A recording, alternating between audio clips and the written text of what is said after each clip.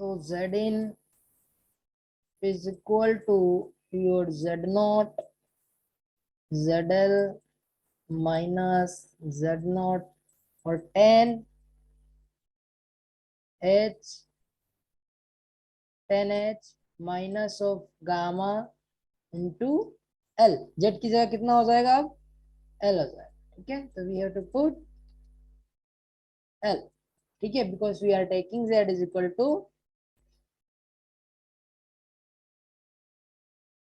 z is equal to minus है। ठीक है, we assuming this convention, we are taking this convention, that's why we are putting, okay, और upon zl minus z naught, sorry this is z naught, sometimes printing mistake हो जाती है, this is zl actually. ठीक है, तो this is 10 hyperbolic function of minus gamma into. ठीक है, clear है आपको? यस और नो? हेलो? Yes sir. ठीक है,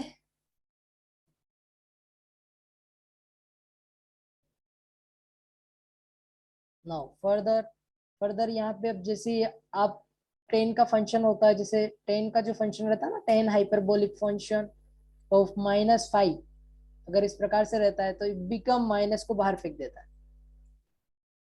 10h function of hyperbolic function 5। Clear है? तो ये माइनस साइन पिक्चर में आएगा, तो ये नेगेटिव और ये नेगेटिव बिकम पॉजिटिव। तो मैं डायरेक्टली यहीं पे चेंजेस कर रहा हूँ। ओके, वापिस से नहीं लिख रहा हूँ क्योंकि एक ही चीज को बार बार लिखने में तकलीफ होती है। चलो, तो this quantity become, let me rub it, this is okay। चलो, सिमिलर, ये कोष्टक बंद हो गया आपका, और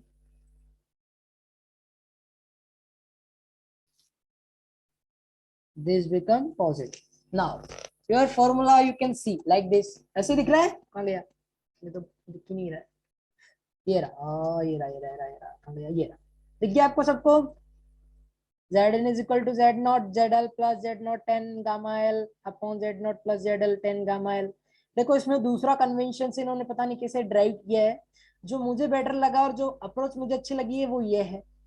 मैंने खुद ने इसे ड्राइव किया है, तो आप देख सकते हो ये अप्रोच ज्यादा बेटर है। ओके, तो यू can use this approach rather than using this convention। ठीक है, समझ में आ गया आपको ये डेरिवेशन? Yes sir. आपके एग्जाम में आया तो आपको पूरा डेरिवेशन एज इट इज करना है।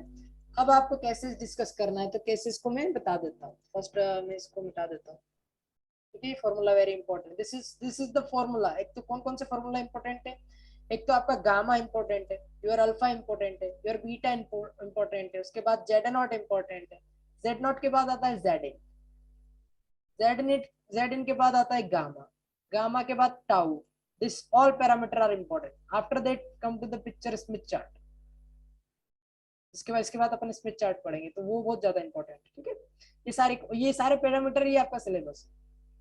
और जो मैंने जो इक्वेशंस बताई थी इनिशियली आपको ट्रांसमिशन लाइन की, ये आपके कोर्स में डायरेक्ट ही है, तो आप डायरेक्टली इनको ड्राइव करना। ये यहाँ से जो चालू होता है ना, this is a transmission line equation, तो ये डायरेक्टली आपको पूरा का पूरा एज इट इज कवर करना है, एज इट इज डेरिवेशन आपको ड्राइव करना है। जैसे हेल्महोल्ट्ज इक्वेशन ड्राइव की थी, इस प्रकार की इक्वेशन आपको ड्राइव करना है। ठीक है, यहाँ तक पूरा डेरिवेशन मैंने बता दिया है आपको कैसे करना है, तो ये आपको पूरा एग्जाम में एज इट इज लिखना है। ओके, और इस प्रकार से वोल्टेज और करंट वेव निकाल के लेकर आना है। फर्दर अब वो आप बोले कि क्या ड्राइव करना है, तो फिर उसके बाद आप फर्दर प्रोसेस करना है। तो दोस्त पैरामीटर में अपनों ने जेड इन ड्राइव कर लिया है। अब अपन बात करते हैं, अपन जो लाइन यूज कर रहे हैं वो कौन कौन सी लाइन यूज कर रहे हैं। अपन पहले लॉसलेस लाइन की बात करते हैं। ठीक है, तो lossless line, this case is lossless line. When we are taking the lossless line, how it impact on your impedance ZN, input impedance पे क्या इम्पैक्ट आता है? तो ZN इज इक्वल टू, अभी जस्ट ड्राइव किया है, which is equal to ZL plus Z naught 10 hyperbolic gamma into L। Okay, this quantity similar बार, इसके बाद क्या है? Z naught plus ZL 10 hyperbolic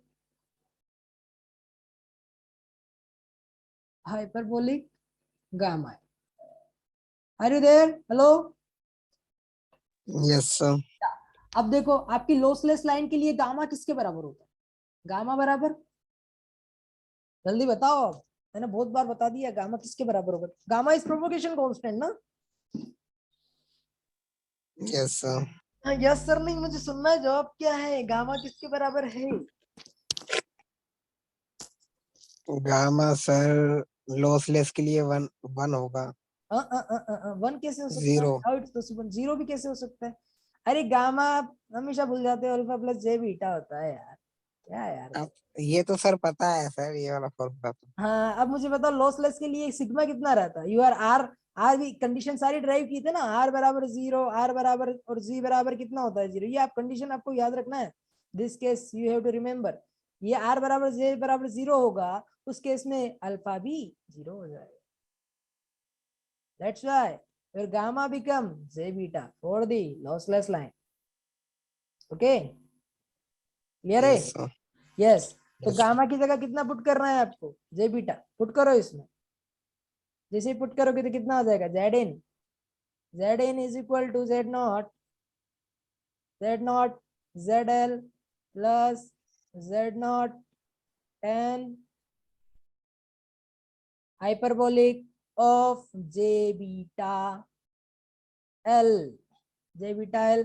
similar way में ये पूरा एज इट इज में लिखूं क्या बार बार? चलो लिख देता हूँ यार.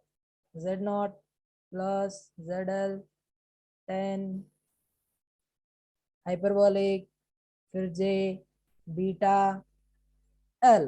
क्लियर है? और कोष्टक बंद लगा लेना. yes, sir. बस.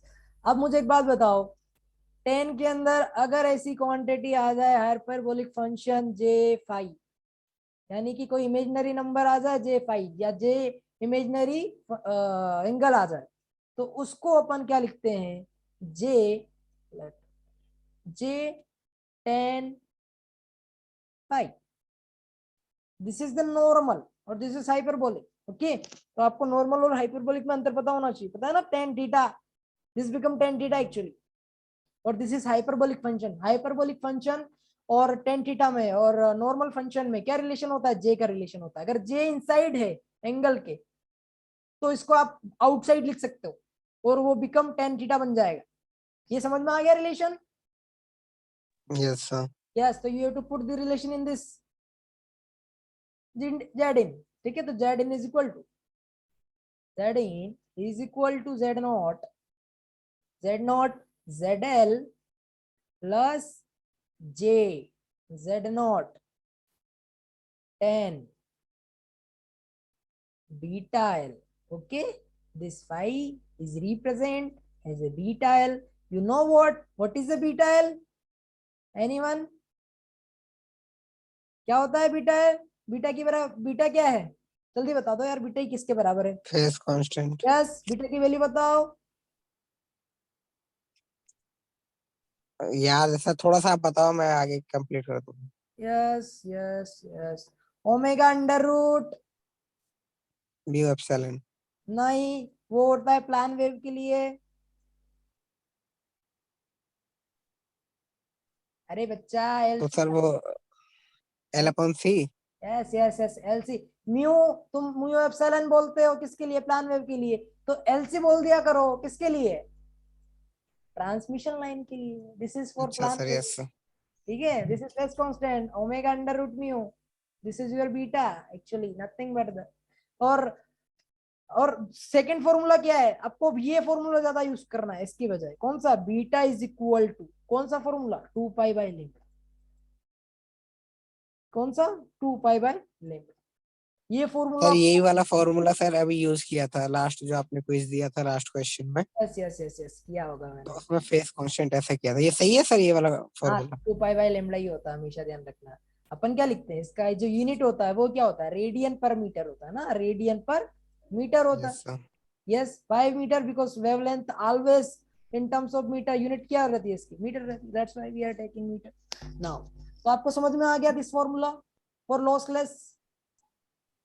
Yes sir. तो यहाँ पे जे है, कॉम्प्लेक्स है। देखो ये आपका जो इनपुट इम्पिडेंस आया है वो इनपुट इम्पिडेंस कैसा है, कॉम्प्लेक्स क्वांटिटी है, कॉम्प्लेक्स, ठीक है, ये कॉम्प्लेक्स। अब फर्दर बात करते हैं दूसरी चीजों के लिए, ठीक है, यहां तक आपको ड्राइव करना है। इन केस अगर आपसे पूछा जाए तो ये इनपुट इम्पिडेंस का एक चीज तो अपने देख लिया, अब स्टैंडिंग वेव रेशियो भी देख लेते हैं। स्टैंडिंग वेव रेशियो क्या भैया है, क्या बला है। हाँ चलो, यहाँ तक अपनों ड्राइव किया। This is for lossy medium. यहाँ ये आप ऐसा भी रिफर कर सकते हैं कि जो फॉर्मूला भी अपनों ने ऊपर ड्राइव किया है, दिस फॉर्मूला, ये फॉर्मूला दिख रहा है ना, जैसे लॉसी मीडियम के लिए अपनों ड्राइव किया था प्लान वेव के लिए, उसी प्रकार से this is for lossy line, lossy line, okay, generalized formula lossy line के लिए, लॉसी लाइन के लिए है ना, लॉसी लाइन। इसमें आपको यहाँ पे गामा बराबर पुट करना पड़ेगा, गामा बराबर अल्फा प्लस जे बीटा, क्योंकि अल्फा जीरो नहीं होता लॉसी लाइन के लिए है ना, तो जे बीटा दोनों को पुट करना पड़ेगा। तो उसके लिए अलग से फॉर्मूला होता है। जब आप 10 हाइपरबोलिक अल्फा प्लस जे बीटा है ना, तो इसी बुक के चैप्टर में दिया हुआ है कि 10 हाइपरबोलिक अल्फा प्लस जे बीटा को कैसे लिखते हैं। तो बहुत बड़ा सा एक फॉर्मूला बनता है, तो वहां पे आपको पुट करना पड़ेगा। ऑल्दो ये चीजें नहीं पूछी जाती है क्योंकि बहुत हायर में चली जाती है ना, तो आपसे तो सिर्फ लॉसलेस से पूछ लेंगे, बहुत बड़ी बात है। लॉसलेस आ जाएगा तो लॉसलेस में क्या सिंपल फंडा रहता है, मैं बता दूंगा आपको, सिंपल सिंपल क्वेश्चन आते हैं इसके ऊपर, पर डेट में सबसे ज्यादा क्वेश्चन इसी के ऊपर पूछे जाते हैं, जेड इनपुट इम्पिडेंस और जेड नॉट के ऊपर, ये सबसे ज्यादा ट्रांसमिशन लाइन के क्वेश्चन बनते हैं इसमें। अच्छा, और बीटा वगैरह तो है ही सही, मैंने जितने पैरामीटर्स आपको बताए, this is all are the characteristics of transmission line, ठीक है। तो this is formula for the lossless line. Now बाकी सारी चीजें मैंने बताई दी आपको। अब अपन रिफ्लेक्शन कोफिशिएंट को फिर से एक बार डिफाइन कर लेते हैं। अपनों ने अभी एम्पलीट्यूड के टर्म में डिफाइन किया, एम्पलीट्यूड यानी कि z बराबर 0 के लिए, सॉरी z बराबर 0 के लिए अपनों ने रिफ्लेक्शन कोफिशिएंट ड्राइव किया था, याद है ना। जो आपका रिफ्लेक्शन कोफिशिएंट होता था वो क्या होता था, V naught plus, sorry V naught minus upon V naught plus this quantity, है ना। ओके, तो ये z नॉट बराबर 0 के लिए। अब यदि z बराबर l के लिए बात करते हैं, l लेंथ के लिए बात करते हैं, ठीक है, लेंथ के लिए बात कर लेते हैं। तो l डैश एक लेंथ ले रहा हूँ, l dash is equal to अपनों ने ले ली कोई लेंथ l माइनस z, ठीक है, l माइनस z इस लेंथ के लिए, यानी कि आप रिफ्लेक्शन कोफिशिएंट फाइंड आउट करना चाहते हो, यहाँ पे ये दिख रहा है l डैश बराबर l माइनस z, दिख रहा है सबको। Yes sir. यस, तो इस लेंथ में मैं चाहता हूँ कि यहाँ पे कितना रिफ्लेक्शन हुआ भैया, मुझे तो पता है कि जेड नोट पे इतना रिफ्लेक्शन आ रहा है, यहाँ पे कितना रिफ्लेक्शन आ रहा है, तो वो कैसे कैलकुलेट करूंगा। तो उसे कैलकुलेट करने के लिए आपके पास सीधा फंडा फॉर्मूला है।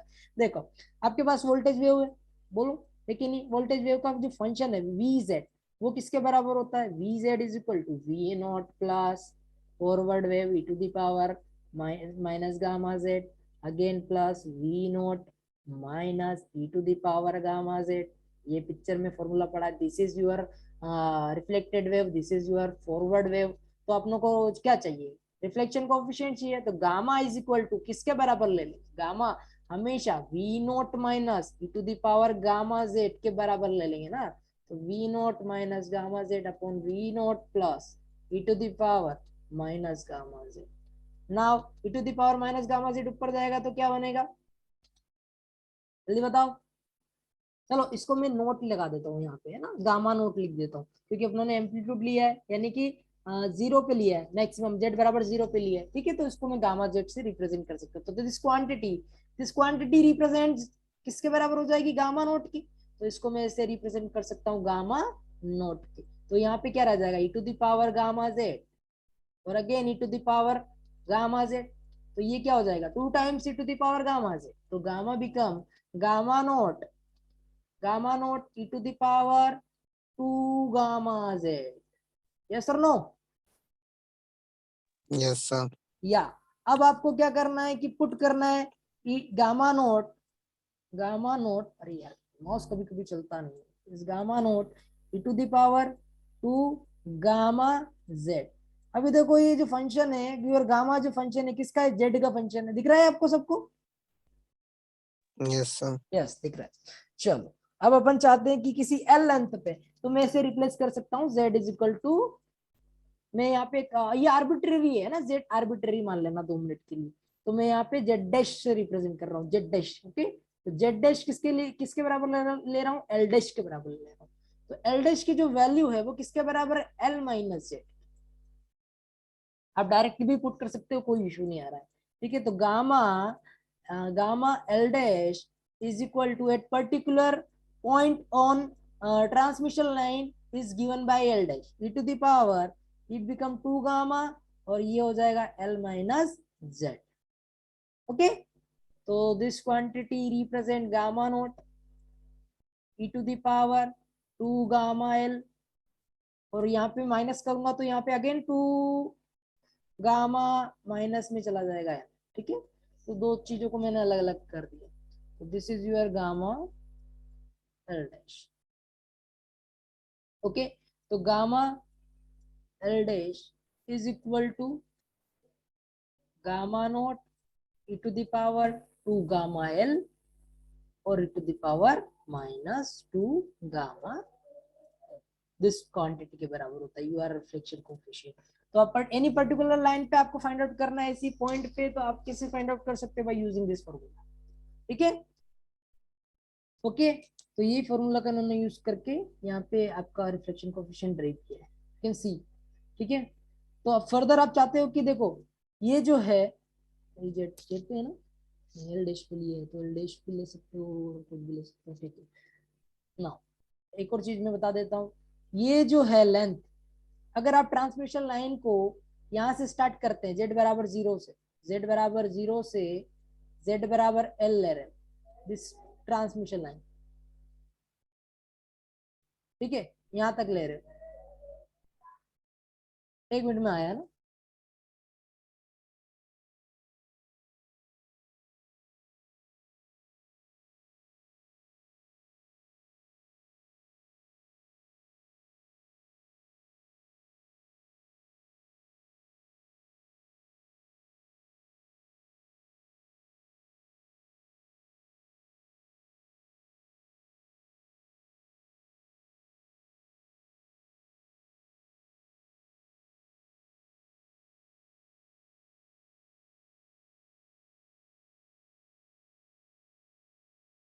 Hello hello, yes sir. या तो z बराबर 0 वाला कन्वेंशन, ये आपका जनरेटर साइड है और ये आपका लोड साइड है। ठीक है, तो यहाँ पे एक लोड भी लगा हुआ है, this is you can represent this is ZL resistance. तो जब z बराबर L पे अपन लेते हैं, ठीक है, तो ये अगर कन्वेंशन फॉलो कर रहे हैं आप, तो यहाँ पे क्या हो जाए, z बराबर L, तो this quantity you can see, ये दिख रहा है आपको। तो यहाँ पे आप इस चीज को पूरा, यहाँ रिफ्लेक्शन कोएफिशिएंट है यहाँ पे, उसे आपको ऐसे रिप्रेजेंट कर सकते हैं, z naught e to the power 2 gamma L. ठीक है, तो यहाँ का रिफ्लेक्शन कोएफिशिएंट ये है। तो टोटल रिफ्लेक्शन कोएफिशिएंट को मैं इसको लोड रिफ्लेक्शन कोएफिशिएंट से रिप्लेस कर रहा हूँ। ठीक है, गामा एल, तो ये क्या रह जाएगा, दिस क्वांटिटीज बिकम, एक्चुअली ये एल डैश नहीं जेड होगा, I think this is become Z है ना, तो दिस क्वांटिटी इज जेड, यहाँ पे जेड है ना। तो gamma is equal to gamma L dash भी बोल सकते हो आप, gamma L dash is equal to gamma L P to the power minus 2 gamma Z. ठीक है, दिस क्वांटिटी, और आप चाहो तो z को ऐसे रिप्रेजेंट कर सकते हो, z is equal to L dash, अपन ने पहले से भी मान लिया था इस चीज को, तो ऐसे भी रिप्रेजेंट कर सकते हो, तो कन्वेंशन है, आप चाहो तो फॉलो करो वरना एज इट इज रहने दो। तो यहाँ पे एल डैश चाहो तो एल डैश लिखना चाहो तो एल डैश लिख देना। ठीक है, तो यहाँ पे मैं एल डैश लिख देता हूँ फॉर यूर, जो किताब में भी इन्होंने ये कन्वेंशन फॉलो किया है। ठीक है, तो this is your total reflection coefficient, okay, at any point on line.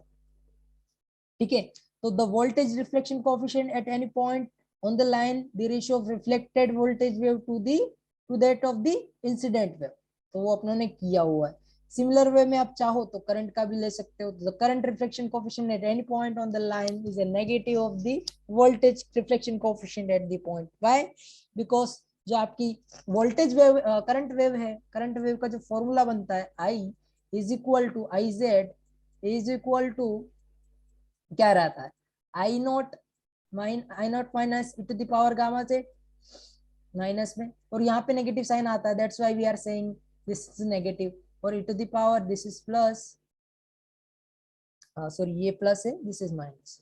Now e to the power gamma z। तो यहाँ इस नेगेटिव साइन के कारण जो रिफ्लेक्शन कोफिशिएंट आता है वो क्या आता है, नेगेटिव आ जाता है। बस की बाकी पूरी क्वांटिटी सेम रहेगी। ओके, तो इसीलिए वही चीज उन्होंने बोली है यहाँ पे कि जो current reflection coefficient eight any point on the line is negative of the voltage reflection coefficient at that point. Okay, now अब अपन क्या डिफाइन कर लेते हैं रिफ्लेक्शन कोफिशिएंट से के टर्म में। सर आप कल करा VSW देना सर, क्लास हो गई। अभी लेक्चर है क्या आपका? अभी तो शायद, अभी तो फिलहाल नहीं है सर, 3 बजे है। अभी तो फिर एक्चुअली मुझे ले लेने दो, मेरे एक्स्ट्रा क्लासेस, मेरे 2 दिन की छुट्टी भी है, मेरे को पढ़ाना ही बहुत सारा है। ये आपका मैं जल्दी से सिलेबस खत्म कर देना चाहता हूँ यार, समझो ना बात को। ओके, ये खत्म होता ही जैसे ये एंड हो जाएगा, आप लेक्चर छोड़ देना बस, थोड़ी देर में पढ़ा लेने दो। ठीक है सर। ठीक है ना, ओके थैंक यू। ये टॉपिक खत्म हो जाएगा यार। चलो यू कैन देख सकते हो ना आप। तो अपन VSWR को भी देख लेते। तो VSWR क्या है, मैंने लास्ट टाइम VSWR भी बता दिया था, आपको याद है? प्लान वेव, प्लान वेव में अपनों ने VSWR को डिफाइन किया था, इसको ऐसे रिप्रेजेंट किया था। इसको बोलते हैं स्टैंडिंग वेव रेशियो। क्या बोलते हैं? यहाँ पे इसका सबसे ज्यादा यूज होता है, standing wave ratio. Standing wave ratio is known as a ratio, is known as a VSWR और SWR भी बोलते हैं। ठीक है, तो इसको कैसे डिफाइन करते हैं? एस से। और एस जो क्वांटिटी होती है वो किसके बराबर होती है? V max. वी मैक्स यानी कि maximum voltage upon minimum voltage, इसका ये रेशियो होता है। ओके, तो मैक्सिमम वोल्टेज और मिनिमम वोल्टेज का जो रेशियो ही VSWR होता है।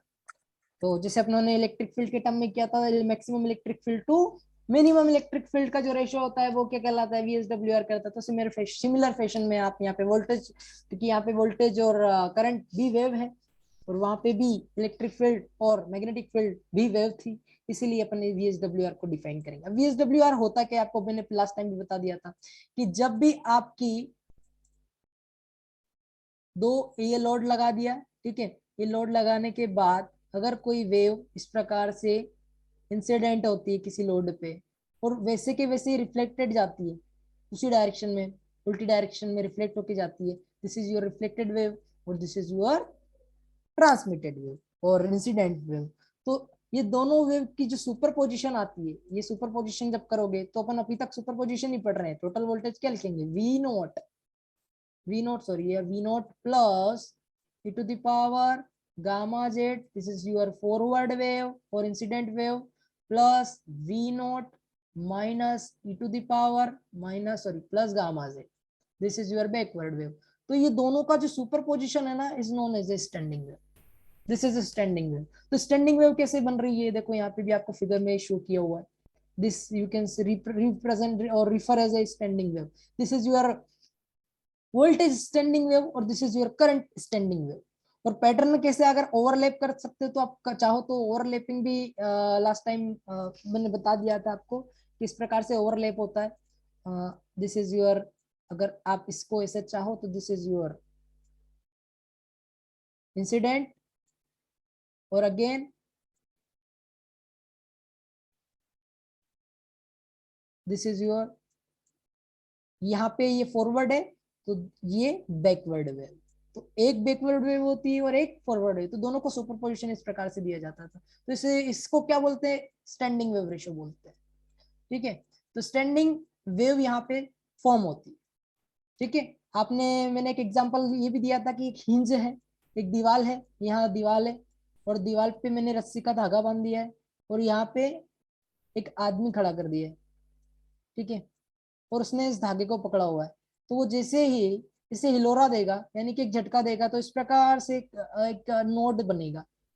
ठीक है, तो ये कैसे फ्लो होगा? धीरे धीरे फ्लो होगा, पहले यहाँ पे जाएगा, फिर यहाँ से थोड़ा यहाँ पे जाएगा, फिर यहाँ से वापस से थोड़ा आगे जाएगा। ठीक है, तो इस प्रकार से यहाँ तक आते आते वो कहाँ तक जाएगा? दीवार तक चला जाएगा।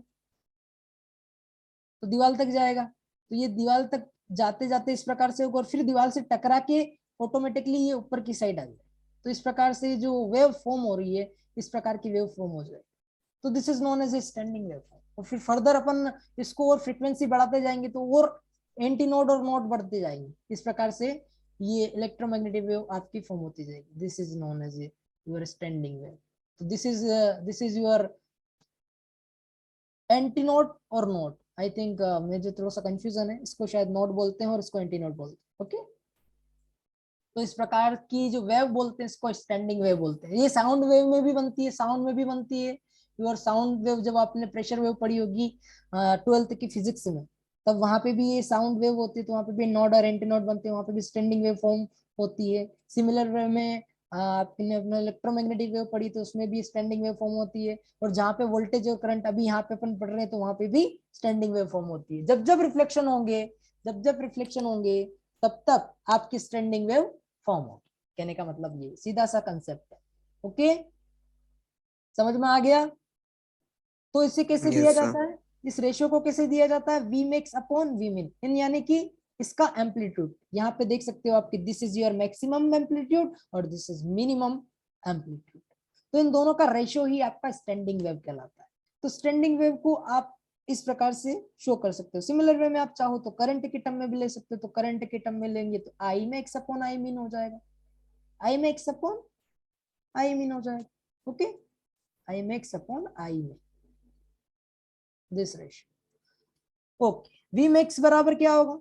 We max, your V max is equal to at Z. अभी अपनों ने let's start something. Your V is equal to होता है ना V naught plus e to the power gamma Z, ठीक है, और e to the power minus gamma Z, sorry this is plus, और वी नॉट माइनस, ठीक है, this is negative sign, this become plus. तो ये फॉरवर्ड और backward wave है। तो यहाँ पे आप जब इसको सॉल्व करेंगे, और चलिए मैं डायरेक्टली बोल देता हूँ यार, इतना फर्दर डेरिवेशन हो जाएगा, मतलब नहीं आएगा। डायरेक्टली मैं बता देता हूँ कि जो वी मैक्स होता है, वी मैक्स होता है, वो वी मैक्स को शो किया जाता है किससे? V max is equal to होता है आपका V naught 1 plus gamma. Okay, और वी मिनिमम होता है, वी मिनिमम को कैसे दिया जाता है? V minimum is given by V naught 1 minus gamma. आप इसको ऐसे भी रिप्रेजेंट कर सकते हैं, टोटल वोल्टेज होता है। ठीक है, अब इन दोनों का रेशियो ले लो, इन दोनों का रेशियो लेंगे तो क्या बनेगा? S V S W R.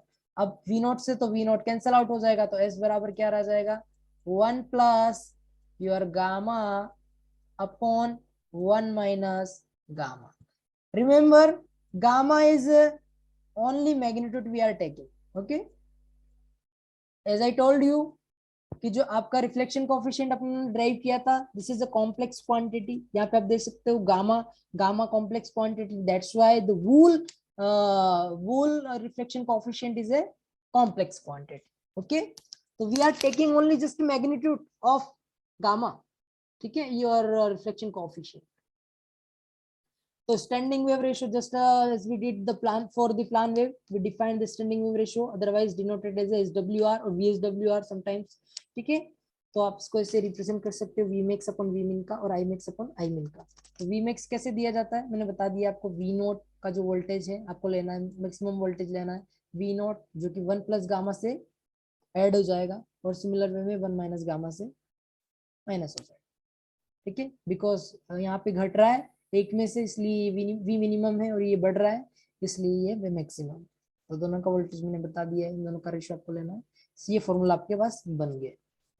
तो सिमिलर वे में आप चाहो तो एस डब्ल्यू आर के टर्म में भी इसका निकाल सकते हो। तो गामा का जो फॉर्मूला बनेगा, एस बराबर एस अपॉन 1 करना है आपको, 1 plus gamma upon 1 minus of gamma, ये रिफ्लेक्शन कोफिशिएंट आपको यूज करना है। अब आप कंपोनेंट और डिविडेंड रूल लगा देना। कंपोनेंट और डिविडेंड रूल लगाओगे तो क्या बनेगा? S plus one upon S minus one. Okay, S minus one is equal to 1 upon gamma. The reflection coefficient you can also in terms of VSWR represent s plus 1 upon s minus 1. Okay, S minus 1, ठीक है। तो this is another formula, you can use it. अब मुझे बताओ SWR से मैंने last time भी बता दिया था प्लान वेव के लिए, तो एज इट इज अपन यहाँ पे भी डिफाइन कर लेते हैं कि जो S होता है, S बराबर होता है 1 प्लस गामा। अगर आपका रिफ्लेक्शन कोफिशिएंट की जो वैल्यू है वो अगर कितने 1 के बराबर हो जाए, यानी कि जो आपका रिफ्लेक्शन है किसके बराबर हो जाए, 1 के, इसका मतलब क्या है? इसका मतलब है कि आपकी जो इंसिडेंट वेव है, जो इंसिडेंट वोल्टेज वेव है, वो टकरा के आपके लोड रेजिस्टेंस से टकरा के सीधी की सीधी पूरी रिफ्लेक्ट होके चली गई VR, यानी कि VI बराबर VR। तो उस केस में क्या हो जाएगा, reflection coefficient become 1, plus minus 1 भी बोल सकते हो। तो यहाँ पे अपन मोड वैसे यूज कर रहे हैं तो 1 यूज कर लेंगे। तो जैसे ही 1 होगा तो VSWR की वैल्यू क्या हो जाएगी, जल्दी बताओ।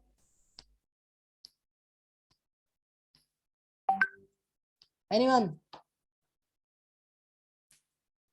VSWR की वैल्यू यहाँ से जीरो, नीचे जीरो हो जाएगा, इनफाइनाइट हो जाएगा। Yes, infinite. ठीक है, तो S is equal to infinite. Now further, अगर आप चाहते हो कि जो लोड में सारी पावर जो आ रही है ट्रांसमिशन लाइन से, जितनी पावर आ रही है VI और I की टर्म में, वो सारी लोड एब्जॉर्ब कर ले, एब्जॉर्ब कर ले यानी ट्रांसमिट हो जाए, तो रिफ्लेक्शन कोएफिशिएंट की वैल्यू कितनी हो जाएगी, 0। तो उस केस में आपका जो रहेगा VSWR वो किसके बराबर होगा, 1 plus 0 upon 1 minus 0 become 1। Okay, तो your VSWR is equal to, तो आपको पता चल गया कि VSWR की वैल्यू जो है कहां से कहां तक एग्जिस्ट करती है, 1 से लेके इनफाइनाइट। क्लियर है? Yes sir. Yes. Similar way में आप गामा भी डिफाइन कर सकते हो कि जो आपका गामा है वो गामा कहां से कहां तक एग्जिस्ट करेगा, गामा एग्जिस्ट करेगा योर 1 पे इनफाइनाइट है और 0 पे 1 है। क्लियर है? तो this two formula you have to remember, this two condition. Okay, मैंने बता दिया आपको ये भी, तो आप चाहो तो उसको रिफर कर सकते हो। फर्दर आप चाहो तो इन टर्म्स ऑफ जेड नॉट में भी लिख सकते हो, क्योंकि अपने को रेशो पता है, इनपुट इम्पिडेंस मैक्सिमम कब होगा, जब V max upon I mean होगा, तो is equal to S into Z naught होता है, S इंटू जेड नॉट। ठीक है, और सिमिलर वे में Z in is equal to Z mean बराबर V mean by I max is equal to Z naught upon S। तो ये formula भी आप रिफर कर सकते हो। एस यू नो, एस क्या है, एस मैंने बता दिया अभी जस्ट आपको ड्राइव करके। तो S you can refer as S is equal to 1 plus gamma upon 1 minus gamma. तो ये मिनिमम और मैक्सिमम इनपुट इम्पिडेंस के लिए फॉर्मूला है, तो इसको डायरेक्टली रिप्रेजेंट कर लेना, रिफर कर लेना। और ये मैंने बता दिया है कि current wave, current standing wave और वोल्टेज स्टैंडिंग वेव का जो रेशियो होता है, ये इस प्रकार से आप स्टैंडिंग वेव को ले सकते हैं। This is the voltage, maximum voltage, और ये मिनिमम वोल्टेज है यहाँ पे शो किया हुआ है। और ये आपका लॉड एंड है, Z बराबर 0, आप इसे भी एज्यूम कर सकते हो। और बीटा, बीटा का मतलब क्या है, beta we are taking in radians, beta बराबर 2 पाई बाई लेमडा। और वेवलेंथ के टर्म में आप लेना चाहो तो 3 लेमडा बाई 4, लेमडा बाई 2 और लेमडा बाई 4। कैसे आएगा, बीटा एल से आए, योर लेमडा और बीटा एल, बीटा एल, क्योंकि beta L is equal to 2 pi by lambda होता है। 2 पाई बाई लेमडा, क्योंकि ई की पावर जे बीटा एल में अपन सारा खेल खेल रहे हैं ना, माइनस जेल माइनस जेड में। ठीक है, इसीलिए अपन एंगल जो फॉलो करेंगे वो beta L, this is the beta L, phase angle जो रहेगा हमेशा बीटा एल रहेगा। तो 2 pi by lambda, 2 pi by lambda into L. अब एल की डिफरेंट डिफरेंट वैल्यू के लिए आपका जो है ये अलग अलग फॉलो होगा। क्लियर है? एक मिनट है ना।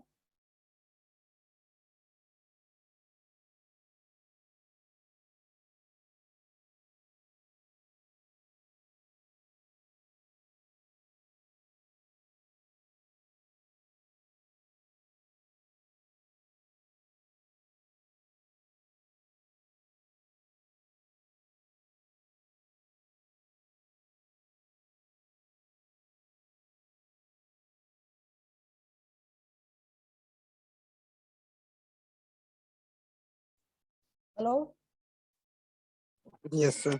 या तो जो 2 pi by lambda into L, जो एल की जो वैल्यू है वो different different you can take, like 2 lambda, 3 lambda. Okay, λ/2, λ/4, ऐसे different different value you can take. तो उसी वैल्यू पे इन्होंने यहाँ पे इसको प्लॉट किया हुआ है, 3 λ/4, λ/2, λ/4, ठीक है। तो ये बीटा एल जो है उसी को शो करता है।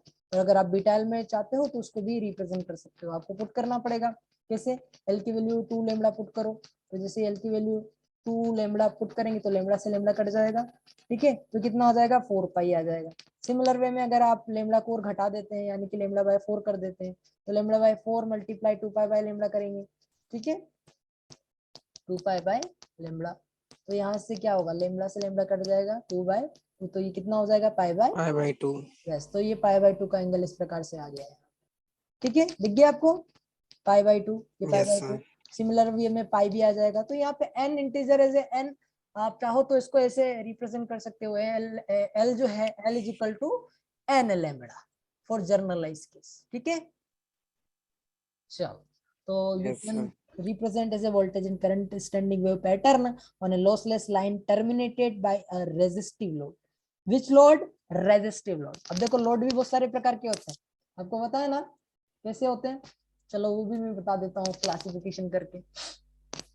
अगर आपने जो रेजिस्टिव लोड यूज किया है ZL की जगह आपने R यूज किया, यानी कि जो आपका नेटवर्क है, वो जो नेटवर्क आप यूज कर रहे हो एज ए रिसीवर, क्योंकि आपकी ट्रांसमिशन लाइन है, किसी ना किसी रिसीवर या किसी ना किसी एंटीना या वगैरह कोई भी चीज होगी उससे जुड़ेगी जरूर, ठीक है। तो अगर वो रिसीवर से जुड़ती है तो वो जो नेटवर्क उस रिसीवर के अंदर होगा वो रेजिस्टिव भी हो सकता है, ठीक है।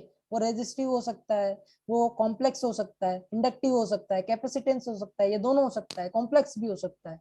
तो उस केस में आपको क्या होगा? यहाँ पे मैचिंग आना चाहिए। मैचिंग अगर यहाँ का जो Z0 है, इस Z0 से इसका जो इम्पिडेंस है, किसका?